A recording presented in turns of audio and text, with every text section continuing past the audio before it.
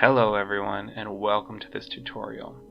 I don't know if you've noticed, but on the internet there are so many modeling tutorials, and they all kind of deal with the same thing. They all deal with vertices and edge loops and faces and all of this different stuff. And I just thought, what if we did a tutorial and we never even left object mode? And if you don't know, in a 3D program you have two basic modes. You have object mode, which is what we're in right now, and if you tab, at least in Blender, or you right click and drag in other like Maya, you can enter edit mode, where you have vertices, you have edges that connect those vertices, and then you have faces that fill in those edges. But we're gonna go and we're just gonna create some stuff just simply using what we have and without augmenting it too much. So I'm gonna go ahead and select the light and shift select the camera and hit X and delete. Let me turn on my screencast keys. There we go. Okay, and let's go ahead and get started. So when we're doing stuff like this, the first thing that we have to think about is what shapes are not organic, that basically have these general shapes like a cube or something like that. The first thing that comes to mind is a bookshelf. So let's go ahead and build a bookshelf. Let's go ahead and close down our timeline here. And then let's go ahead and hit S and X, and we're just gonna pull this out a little bit like so, and then S and Z, and we'll just scale it in. And we will scale it in a little bit more. Okay, and let's elongate it just slightly. Yeah, something like that. And now I can hit 1 on my keyboard, and I can hit Shift D and R for rotate and 90. And then I can just go ahead and place this right here. Bam. You know what? I'm gonna go ahead and put my 3D cursor, my 3D cursor right there. And then I can change my pivot point to my 3D cursor. I can select this cube and hit S and Z, and I can just scale it up. S and Z, scale it up to about there. Yeah. Okay. And then we can do Shift D and X, and I can just pull this side over.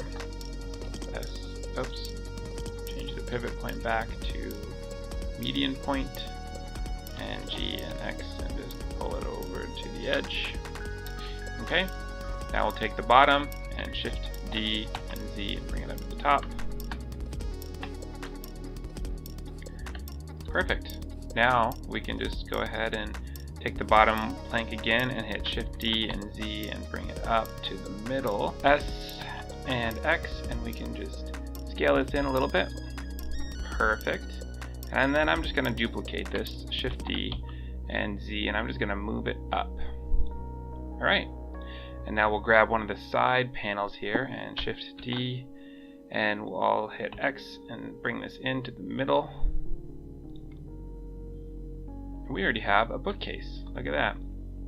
But I don't like that these are intersecting. So I can just grab this with G and Z and bring it down so my median point is about in the center, and then S and Z, scale that in. If I want to really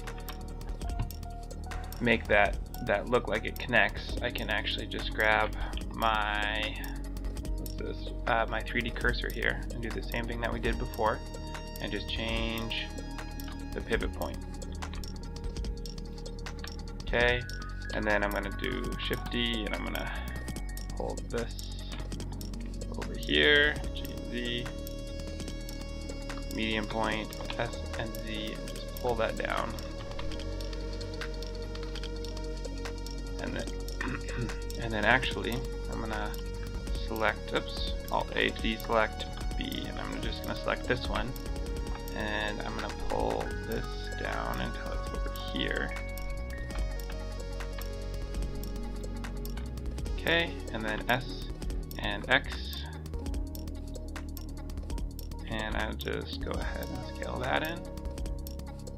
Just just make the shape a little bit more interesting. And then finally, we'll grab this one. Oops. And we'll kind of augment the shapes there.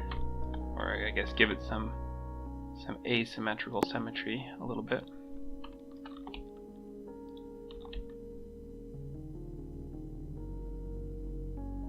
Perfect. So I'll hit A to select everything, and G and Z, and I can just move it up to the very top. And then if I hit Shift S, I can say cursor to world origin, and then I can grab, I can grab all of these with my selection being on select. And I'm just holding down Shift, grabbing everything, and then hit Control J.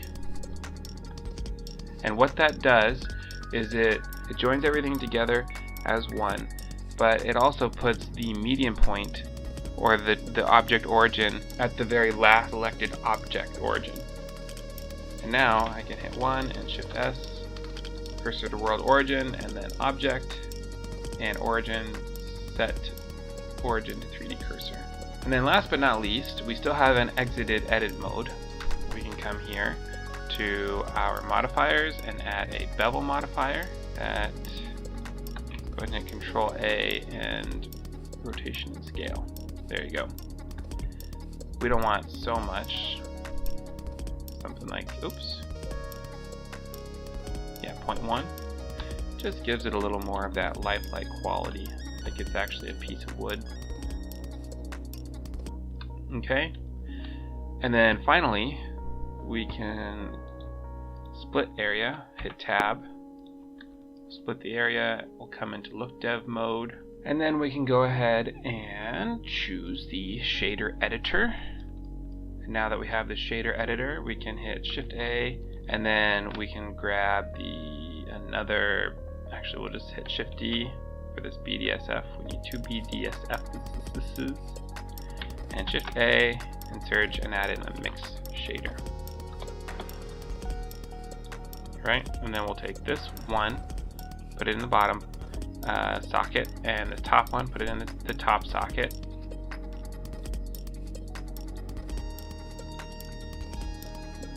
No, we'll just use a wave texture instead, so we can delete all of these. Alright, and we're going to add the color here into the factor, and then you can see that nothing changes, and that's because we have these two colors are the same. So I'm going to go ahead and find a little yellower, and this one will be the dark one.